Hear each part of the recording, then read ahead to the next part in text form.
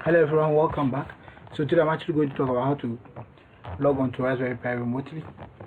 So all you need is your IP address of the Raspberry Pi. So if you have it, that one you can actually connect it to a monitor, and then with a keyboard and mouse, and then you can look for the IP address. Or if you're using your phone as your hotspot, you can actually check the IP address of the Raspberry Pi on the phone. And the next thing is you need your terminal. That's if you want to do SSH. So that one, if you're using Linux or Mac, you need your terminal. If you're using Windows, you need the command prompt. That's it. The command prompt is fine. And then the next thing is VNC Viewer. So VNC Viewer, that one is you actually want to see the graphical interface of the Raspberry Pi, like when you connect it to a monitor. Yeah. If you open it to a keyboard and mouse, this is actually how it should look like. And then click on this one, and then type raspi config and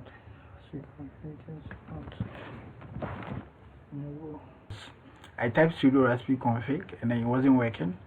So I thought it was a different command because I was wondering why it wasn't working. But actually you have to install it, so you have to type this command and copy it. So you have to type it and then type. So I type it there. But before that, and clear the terminal. So clear, and then click on it, and it will install. Because I've already installed it, so I don't think anything will happen. So already installed. The next thing is type sudo raspi config. So here you have to come and set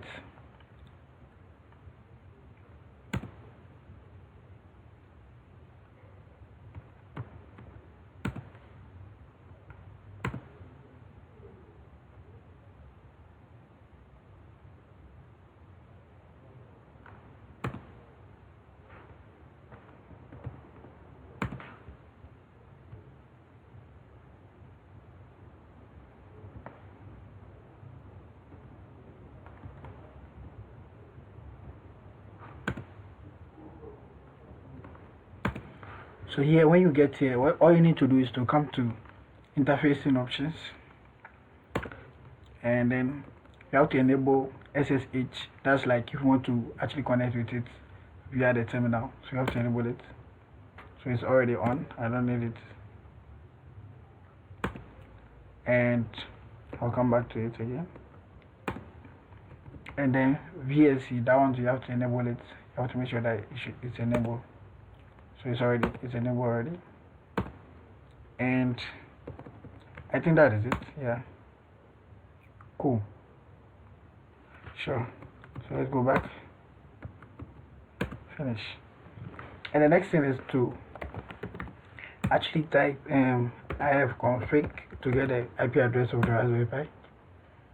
So getting the IP address, I'm using this network, so I can actually select this. This is it. This is the IP address of my Raspberry Pi. So that's it. So the next thing is you want to connect to the Raspberry Pi via SSH. So all you need to do is open your terminal. So Windows is called command prompt. So I'll type it. So type SSH pi at 192.168.43.119. And that's it. So you type the password. I've logged onto my Pi already, so that's why it comes like this, directly as password. And sorry. And so if this is your first time, you're prompted to allow. So we just type yes and then continue. So this is my Pi. I can actually show it. So this ls to list files. Yeah, so that's the Pi, and we can do a simple test if you want. I have nano test.py. So that's a Python file. Click on it. I wrote print hello world. So after typing, you can actually let me do another one. My test with Pi. and then press Ctrl O and then enter and Ctrl X to exit. So the next thing is let's type Python 3 test.py and press enter. It will print it. So you see hello world, I test with Py. So the next thing is actually install VNC Viewer. So all you need to do is to open your browser, so and type what you need. So I type VNC Viewer Windows 10 because I'm using Windows 10. If you are using Raspberry Pi, I can type it, but you can actually go to the realvnc.com and then go to downloads. So when you get here, you get it for a PC, so you can see for Windows and you can also see for Linux, you can see for Mac and any other thing. So just download if you want. I can actually check the extension, but this one goes with 32-bit and 64-bit, so you can just download it. I can open it up, continue, just install it, agree, install, next, then install, yeah, finish. So that is it. Click on it and that's it. Got it? So you have to sign in first. That's the basic thing you need to do. If you don't have an account, you can create an account. Click on don't have an account and then do it. But I actually have an account, so I'm entering my stuff and then my password.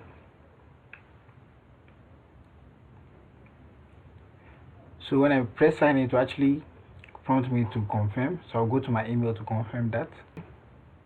And I just go to my email, refresh it.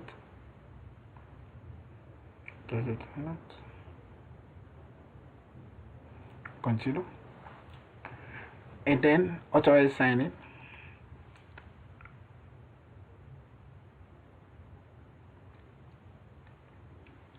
So go back to it.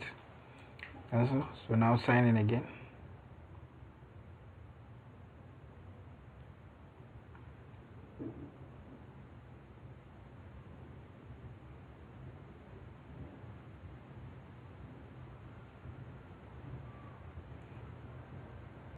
I'm going to type the Raspberry Pi address here, 92.8.43.11. Alright, so it's coming. You have to type the username of the Raspberry Pi and then the password of the Raspberry Pi.